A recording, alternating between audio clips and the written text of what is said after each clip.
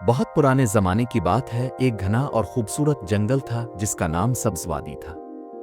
इस जंगल में हर तरफ ऊंचे दरख्त, खूबसूरत परिंदे, खुशबूदार फूल और रंग बरंगी तितलियां उड़ती फुरती थीं। जंगल के सब जानवर बहुत खुशहाल और दोस्ताना थे क्योंकि उनके राजा शेर बादशाह निहायत समझदार और इंसाफ पसंद थे। शेर बादशाह का नाम राजू शेर था। वो हर सुबह सूरज निकलने के साथ जंगल के मुख्तलिफ इलाकों का दौरा करते, जानवरों की बातें सुनते और उनके मसाइल हल करते। एक दिन जंगल में एक नया जानवर आया। वो एक छोटा सा हिरन था जिसका नाम चुनको था। चुनको बहुत डरा हुआ और उदास नजर आता था। वो अपने खानदान से बिछड़ गया था और किसी दूसरे जंगल से यहाँ आया निकला था। जब जंगल के जानवरों ने चुनको को देखा तो वो पहले तो घबरा गए क्योंकि वो अजनबी था।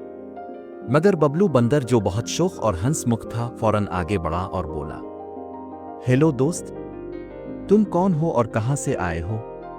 चुनको ने रोते हुए जवाब दिया, मेरा नाम चुनको है।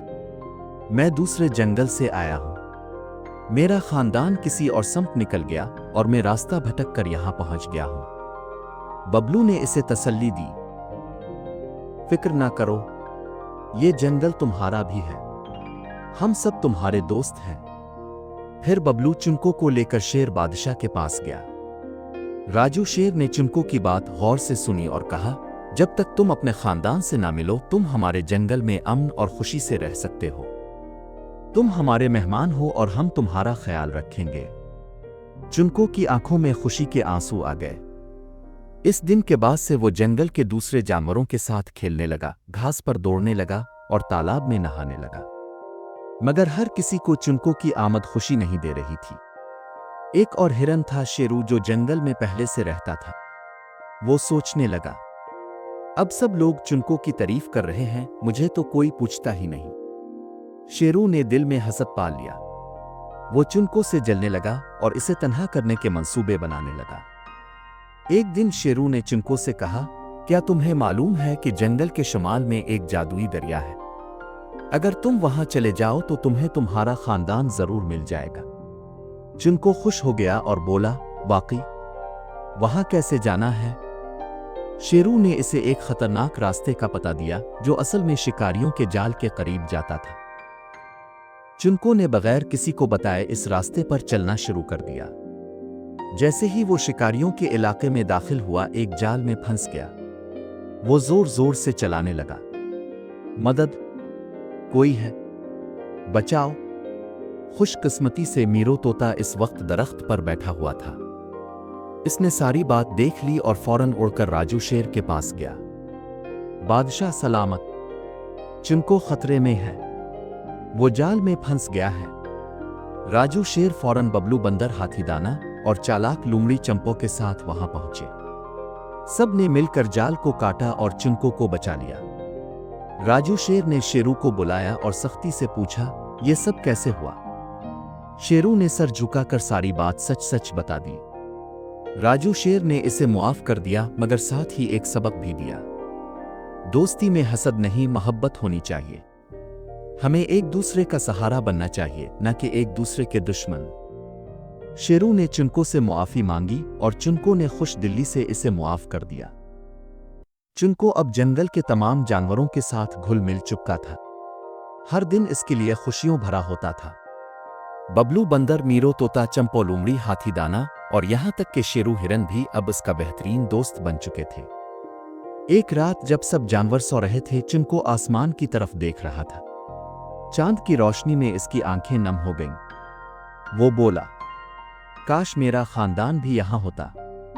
मां के हाथ की घास बू की आवाज भाइयों के साथ दौड़ लगाना। इसी वक्त मीरो तोता आया और बोला, चुनको, मैं कल जंगल के किनारे तक जा रहा हूं, मैं तुम्हारे घर का सुराग लगाने की कोशिश करूंगा। चुनको की आंखों में उम्मीद जाग उठी।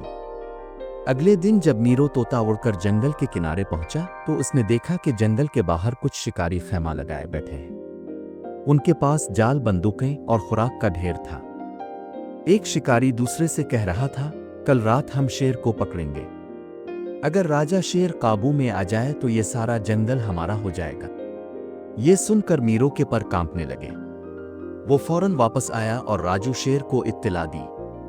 राजू शेर ने सब जानवरों को बुलाया और एक जंगल कौंसिल बुलाई गई। तमाम जानवर बड़े और छोटे दरख्तों के नीचे जमा हो गए। शेर बादशाह ने कहा, हम पर खतरा है, मगर हम डरेंगे नहीं। हम सब मिलकर शिकारियों को रोकेंगे, मगर बगैर किसी की जान को खतरे में डाले।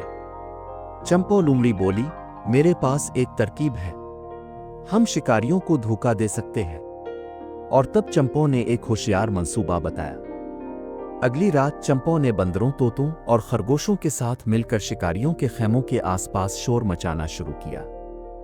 तोतों ने शिकारियों के खेमों पर बीट की बारिश कर दी, बंदरों ने खेमे के रसोई खोल दिए और खरगोश खेमे के नीचे गड़े खोद कर छप गए। इसी दौरान राजू शेर, शेरू हिरन और दाना हाथी ने शिकारियों के जाल और जालियां तोड़ दें। सुबह होने तक शिकारी घबरा कर कहने लगे, ये जंगल भूतों का है, यहां कुछ न कुछ गलत है, हमें फौरन वापस जाना चाहिए। और यूं शिकारी जंगल छोड़कर भाग गए। उसी दिन मीरो तोता खुशी खुशी वापस आया। इसके साथ एक हिरनी, एक नर हिरन और 2 छोटे हिरन बच्चे थे। चुनको ने देखा तो खुशी से चलाया, माँ, अबू, भाई, सब ने एक दूसरे को गले लगा लिया। ये मंजर देखकर हर जानवर की आंखों में खुशी के आंसू थे। अगले दिन राजू शेर ने सबको जमा किया और कहा, हम सब ने मिलकर जंगल को बचाया। आज मैं ऐलान करता हूं कि ये दिन जंगल की यकजहती का दिन कहलाएगा। हर साल हम ये दिन मनाएंगे ताकि हमें याद रहे कि दोस्ती, एतमाद और यकजहती से हम हर मुश्किल जीत सकते हैं। तमाम जानवर खुशी से तालियां बजाने लगे और जंगल एक बार फिर खुशी, अमन और मोहब्बत की वादी बन गया। जंगल एक बार फिर खुशी से गूंज रहा था। चुनको अपने खानदान के साथ खुशहाल जिंदगी गुजार रहा था।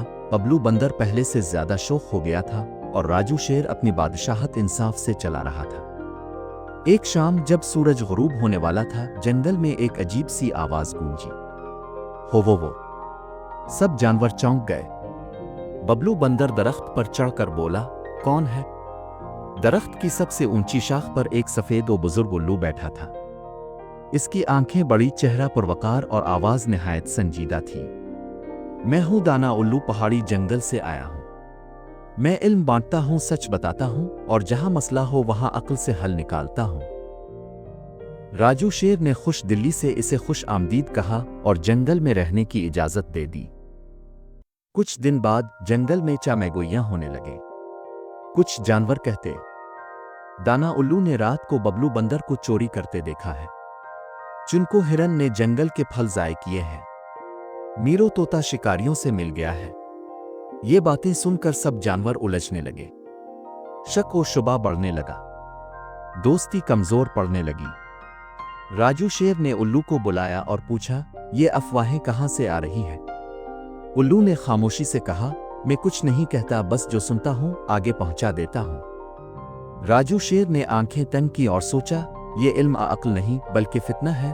अगली सुबह राजू शेर ने एक चालाक मंसूबा बनाया। इसने दाना उल्लू, बबलू बंदर, चुनको हिरन और मीरो तोता को महल में बुलाया।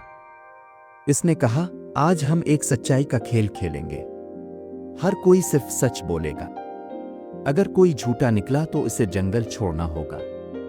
बबलू बोला, मैंने कभी चोरी नहीं की। चुनको ने कहा, मैंने कोई फल नहीं ज़ाय किया। मीरो तोता बोला, मैं शिकारियों के खिलाफ लड़ा, ना कि उनका साथ दिया। फिर राजू शेर ने उल्लू से पूछा, क्या तुमने खुद अपनी आंखों से यह सब देखा था? उल्लू ने शर्मिंदा होकर कहा, नहीं, मैंने किसी से सुना था। राजू शेर ने इसे गौर से देखा। इल्म बांटने वाले को सच की पहचान होनी चाहिए। अगर तुम सुने सुनाए पर यकीन करोगे तो तुम दाना नहीं, फितना गिर बनोगे। उल्लू ने सर झुका दिया और सबसे मुआफी मांगी। इस दिन राजू शेर ने एक नया हुक्म जारी किया। आज से जंगल में कोई अफवाह बगैर तहकीक नहीं फैलाई जाएगी। जो कुछ देखा जाए वही बोला जाए। हम एक दूसरे पर एतमाद करेंगे और सच को बुनियाद बनाएंगे। उल्लू ने जंगल में रहने की इजाजत मांगी और कहा, मैं अब सच्चाई का प्रचार करूंगा। अफवाहों से नहीं, तजुर्बे से सिखाऊंगा। सब जानवरों ने इसे मुआफ किया और यूं जंगल में एक और सबक शामिल हो गया। सच बोलना और दूसरों पर एतमाद करना सबसे बड़ी दानाई है। जंगल की खुशियों की दास्तान में एक दिन अचानक गहरी घटाएं छा गईं। कई दिनों से बारिश नहीं हुई थी और जंगल के सब दरिया खुश्क होने लगे थे। तालाबों का पानी कम होता जा रहा था। जानवर प्यास से परेशान होने लगे। राजू शेर ने तमाम जानवरों को जमा किया और कहा, मेरे प्यारे दोस्तों, हमें बड़े मसले का सामना है। पानी खत्म होता जा रहा है।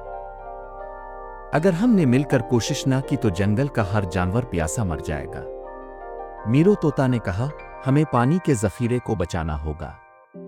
चंपो लुमड़ी ने तजवीज़ दी, हम सब मिलकर जंगल के हर छोटे बड़े पानी के जराए की हिफाजत करेंगे और नदियों के रास्ते साफ करेंगे ताकि पानी आसानी से बहे। जानवरों ने मिलकर काम शुरू किया।